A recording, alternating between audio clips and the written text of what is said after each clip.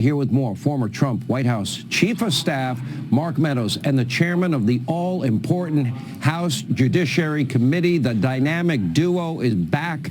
Jim Jordan is with us. All right, Mark, I know you've been working the phones all day on behalf of the president. By the way, thank you. Jim, I know you've been doing the same thing.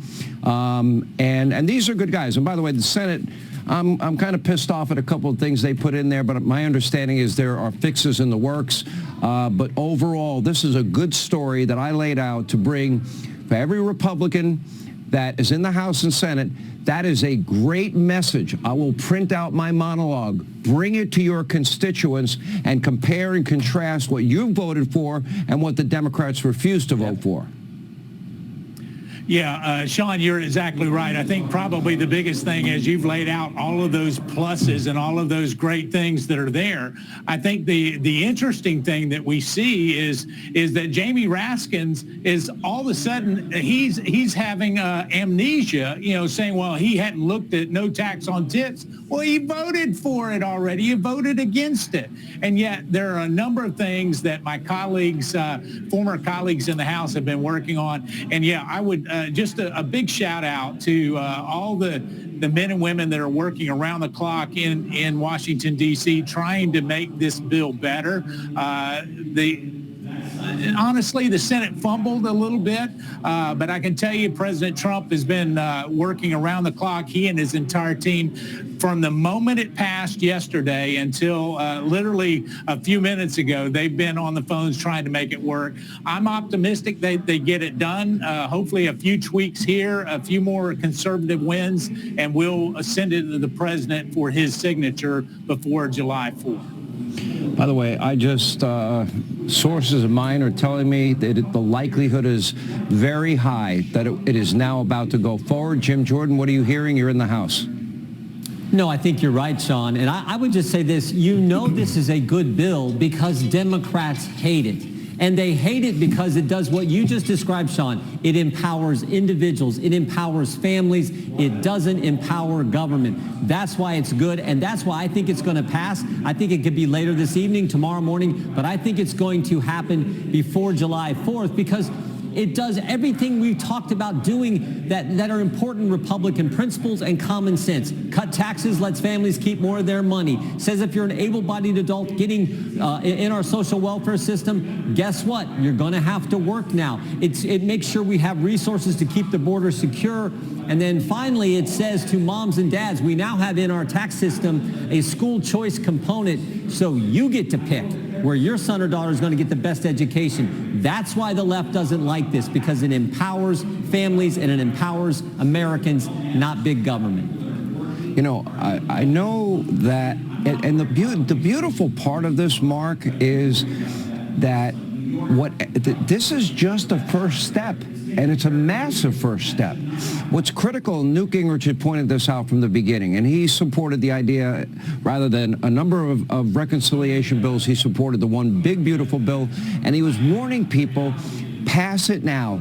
Get these economic measures in place. Couple that with the $10 trillion in committed monies from manufacturing that the president has gotten with his trade policies and his tariff policies. You couple that with energy dominance, and the odds of a great economy going into a midterm election are that much higher the faster you pass it.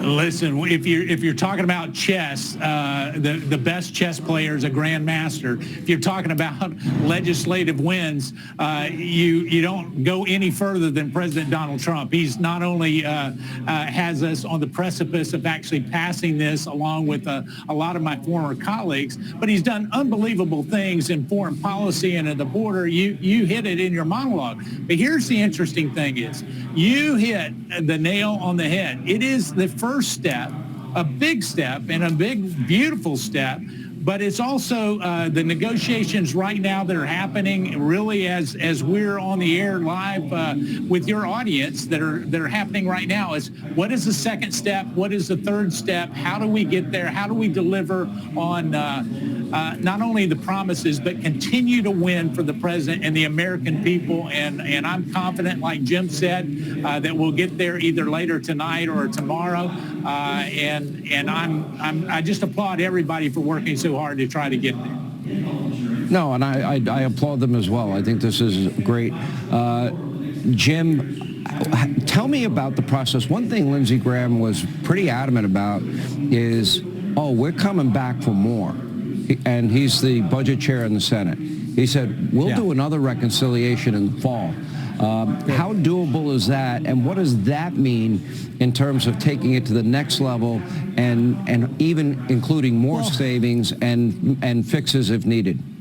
Yeah, I would answer it in this context. Momentum is important. It's important in sports. It's important in politics. And we need to keep the momentum going. I mean, President Trump has secured the border. We had the Iran successful mission there. We had what he got at NATO, all these countries anteing up their 5% to help out with NATO, and on it goes. And so now we need to pass this, make sure we get the growth started that we need to get started, give people the tax cuts that they deserve, families what they deserve, and then you move on to the next step. But don't stop the momentum that is so strong. There's a reason why President Trump's polling numbers are off the charts. They're the highest of any Republican president in modern times because he's doing what he said he would do, and the people of this great country see the results. So let's keep that going by passing this bill, and then we can do exactly what Senator Graham said. We can come back for another bite at the apple with the second reconciliation package. Yeah. All right. So optimism from both of you tonight. I appreciate both of you, Mark Meadows and also Chairman Jim Jordan. Thank you both.